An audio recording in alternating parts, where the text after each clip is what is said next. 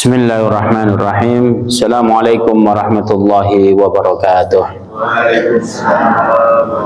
Alhamdulillah wa nusalli ala rasulillah. Bismillah nabda'u alaihi natawakkal. Bapak Ibu jamaah salat subuh yang insyaallah dibarokahi oleh Allah Subhanahu wa taala. Semoga kita dikasih istiqomah oleh Allah Subhanahu wa taala. Sebab pahalanya orang sholat subuh yang pertama, siapa saja yang sholat subuh jamaah, maka dia seperti halnya sholat tulul lail, satu malam penuh. Yang kedua, barang siapa yang sholat subuh berjamaah kemudian dia duduk gak ngerasani tanggane ya di masjid sampai isyraq nanti 5:30, maka pahalanya disetarakan haji dan umroh. Maka kita semoga dikasih istimewa oleh Allah Subhanahu wa taala, yaitu dengan cara beristiqomah. Langsung saja kita akan mengkaji kitab Riyadhus Shalihin, yaitu yang terakhir yang hadis yang ke-55. Sekarang insyaallah hadis yang ke-56. Bismillahirrahmanirrahim. Ats-tsalis, hadis yang ketiga dari bab as-sidqu, yaitu bab tentang kejujuran. An Abi Sufyan Sakhri bin Harb. Hadis ini diriwayatkan oleh jalurnya Abi Sufyan bin Sakhra bin Harb. Nah, ini adalah salah satu sahabat Rasulullah SAW. Hadisun tawil kissatin Hirakal, hadis yang begitu panjang yang menjelaskan tentang Hirakal. Maknanya ini sebelum kita membaca hadis ini kita harus menceritakan tentang Hirakal. Pun wonten sing semerap ceritane Hirakal napa dereng niki? Nah, kita ceritakan berarti. Lek wis langsung aja berarti ya. Jadi Hirakal adalah salah satu raja pada saat itu, penguasa terhebat di dunia. Hirakal itu adalah raja di daerah Romawi. Romawi itu berarti kalau sekarang Italia, begitu nggih. Itu ada raja yang sangat luar biasa. Maka pada saat itu dulu beliau itu dikalahkan oleh bangsa Persia di daerah Syam, dekat-dekatnya Palestina pada saat itu. Tetapi sekarang dia itu memenangkan peperangan di daerah dekat Syam situ, di daerah dekat Palestina. Pada saat dia sudah selesai perang, kemudian apa? Coba tolong bawakan ke sini orang kafilah dari orang-orang Arab. Oh iya, namanya anak buah disuruh raja nggak berani nanya. Kenapa ini? Enggak, langsung jalan. Dicari. Kemudian betul saja memang orang Arab ini apa? Rihlatas sita'i wasyaif di dalam Al-Qur'an. Beliau itu ada perjalanan dari musim dingin atau musim panas. Beliau itu ada belanja karena Syam itu adalah jalur perdagangan internasional pada saat itu. Maka di situ dipanggil salah satu kafilah yang dipimpin oleh siapa? Namanya Abu Sufyan. Abu Sufyan pada saat itu belum masuk Islam. Kemudian dipanggil, kemudian apa? Raja Herakles yang begitu terkenal, begitu kuat dipanggil Abu Sufyan. Abu Sufyan mikir, kenapa ini kok saya dipanggil? Ada apa ini? Kemudian apa? Beliau Herakles ini berkata semacam ini. Wahai Abu Sufyan, anak buahmu suruh di belakang, kamu maju ke sini. Kemudian rajanya bilang begini kepada anak buahnya, hei orang yang di belakang sana, Abu Sufyan akan kutanya, kalau dia jawabnya bohong, kalau jawabnya dia belok-belok, maka yang belakang tolong lurusin. Sebab kalau dia belok tidak sesuai dengan faktanya, maka dia akan kubunuh. Wah, model begitu ya. Tapi pada saat itu Abu Sufyan belum masuk Islam. Beliau berkata, demi Allah, pada saat beliau sudah masuk Islam, seandainya pada saat itu saya membohongi siapa? Hirakal tadi, maka anak buahku di belakang nggak mungkin berani meluruskan, nggak mungkin berani apa? Membenarkan. Sebab aku ini orang tokoh Quraisy pada saat itu, aku ini orang yang disegani di situ. Tapi kata beliau, karena aku ini tokoh Quraisy, maka aku tidak akan pernah berbohong. Maka orang-orang ini itu apa namanya, orang-orang semacam ini orang-orang memang dari dulu hatinya itu sudah bersih.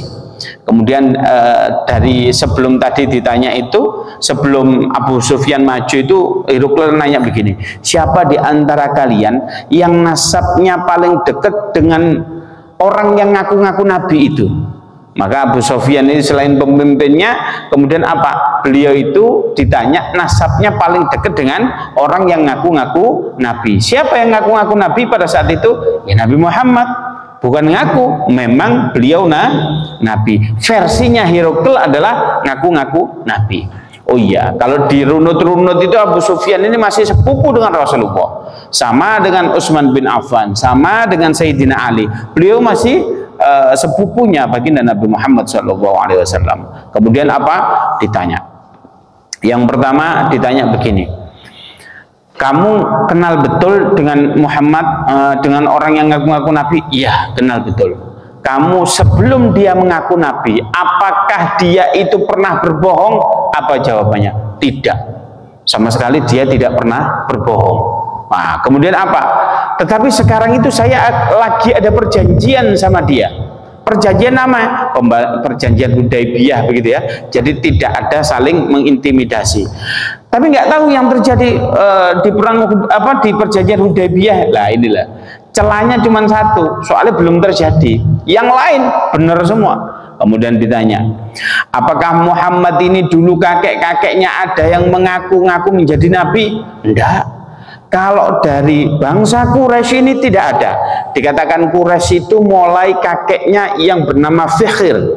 Fikhr ini disebut Quraisy. Di atasnya enggak.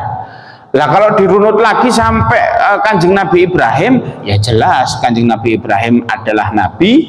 Kemudian putra beliau Nabi Ismail sampai Kanjeng Nabi Muhammad memang beliau nabi. Tetapi kalau dari Fikhr ini, jalurnya Fikhr, maka beliau tidak ada yang mengaku-ngaku nabi. Kemudian ditanya lagi, apakah kakek-kakeknya dulu ada yang menjadi raja? Enggak. Walaupun kakeknya baginda Nabi itu seorang raja, tapi raja hitungannya raja lokal. Maksudnya apa? Setiap suku punya.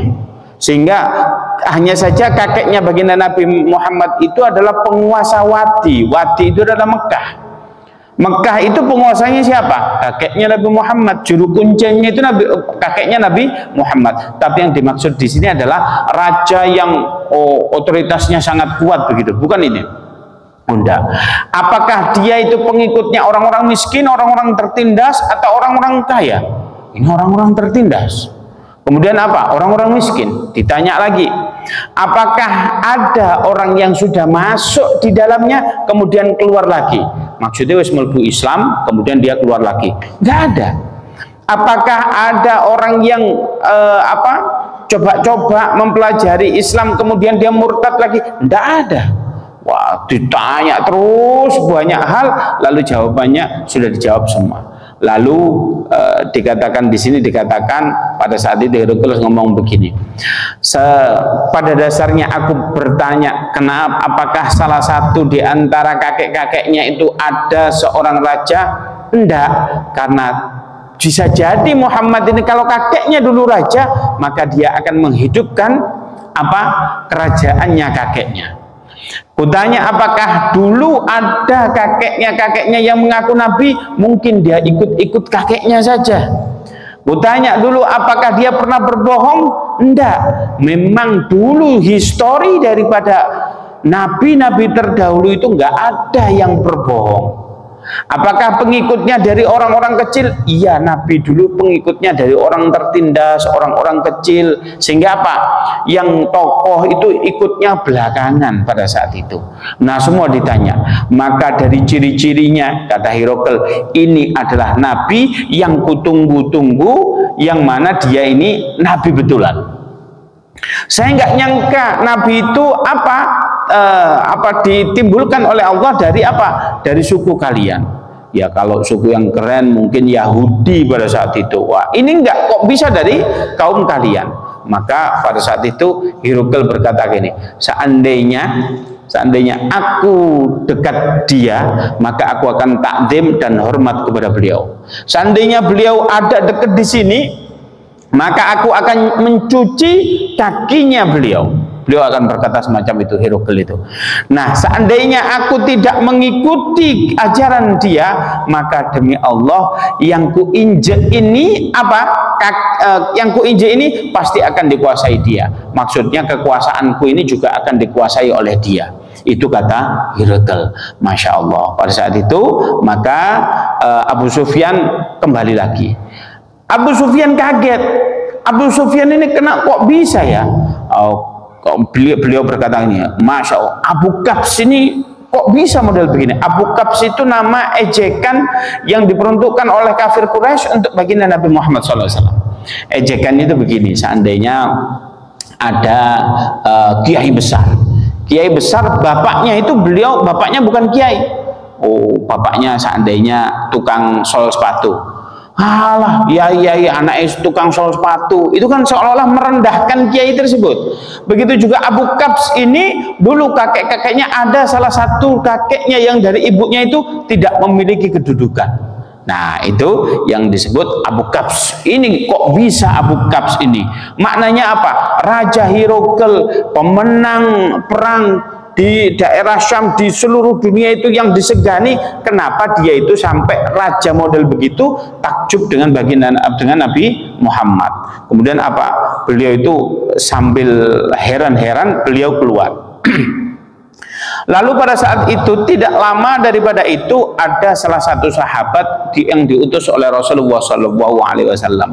Beliau bernama Dihyal Kalbi. Kemudian apa? Dihyal Kalbi itu menghadap Raja Herakl. Kemudian apa? Assalamualaikum. Waalaikumsalam. Saya adalah utusan daripada baginda Nabi Muhammad SAW. Ini adalah surat untuk engkau. Kalau suratnya Rasulullah itu memang ada khotam, ada stempel khusus ya, yaitu Rasulullah SAW. Apa kata suratnya itu berisikan? Surat ini memang sekarang masih ada, yaitu di pemerintahan Inggris. Memang para arkeolog mengatakan bahwasanya surat ini betul memang dari Nabi Muhammad untuk Herakl pada saat itu. Kurang lebih isinya modelnya begini. Wahai Herakl, aku adalah Muhammad, utusan Allah Subhanahu wa taala. Maka kalian berimanlah kepada Allah sebagaimana aku beriman kepada Allah. Sembahlah Allah, la tusyrik billah. Jangan sampai kalian menyekutukan Allah. Maka Allah akan memuliakan engkau. Demi Allah, kalau kamu masuk Islam, maka Allah akan memberikan kamu pahala 2 kali. Sebab ahli kitab itu kalau masuk Islam, dia akan diberi pahala 2 kali.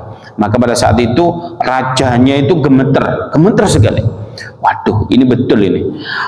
Ditanyakanlah ciri-cirinya Nabi Muhammad, ciri-cirinya begini, badannya begini, apa segala macam. Semua ciri-cirinya beliau berkata, inilah Nabi memang yang betul-betul aku tunggu. Beliau mendapatkan informasi dari Dihyal Kalbi, kemudian baru saja dia mendapatkan informasi daripada Abu Sufyan. Abu Sufyan pada saat itu belum masuk Islam.